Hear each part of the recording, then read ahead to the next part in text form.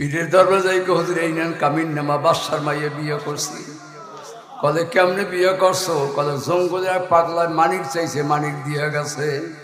কলে এই জঙ্গলে পাগলা ছাড়া তোরে আমি মুরিদ করবো না। তখন কান্দে পাগলায় কয় হার আমি বুঝছি, আমি বুঝছি আমার মাওলারে আমি পামু না। মিনা বাজারে গেলাম মাওলারে, আজি সাহেবেরা কাবার কাছে গেলাম পাইলাম না, সাফা মারোয়া দৌড়াইলাম পাইলাম না। আর ময়দানে গেলাম পাইলাম না,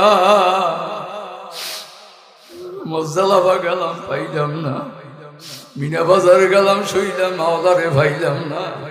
কত ইস্তেমায় গেলাম পাইলাম না, চরমনায় গেলাম পাইলাম না। এখন একটু মাওলারে ডাক দে, মাওলারে ডাক দে।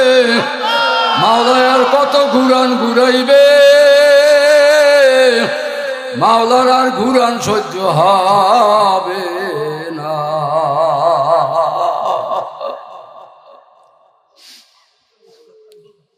হুজুর আমি পাগলারে ভাবু কোথায়?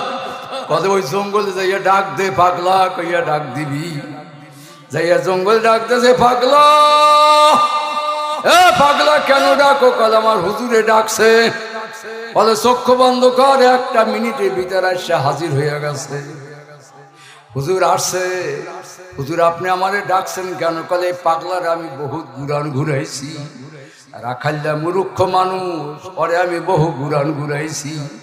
এখন আমার আল্লাহ আমার কথা একা শোনে বা নাই শোনে, এই জন্য দুইজনে দোয়া করবো মাওলা যেন আরে কবুল করিয়া নাই।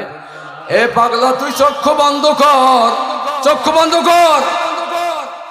চক্ষু বন্ধ করিয়া ডাক দেয়, মালিক দরজা খুলিয়া দাও, দরজা খুলিয়া দাও, দরজা খুলিয়া দাও।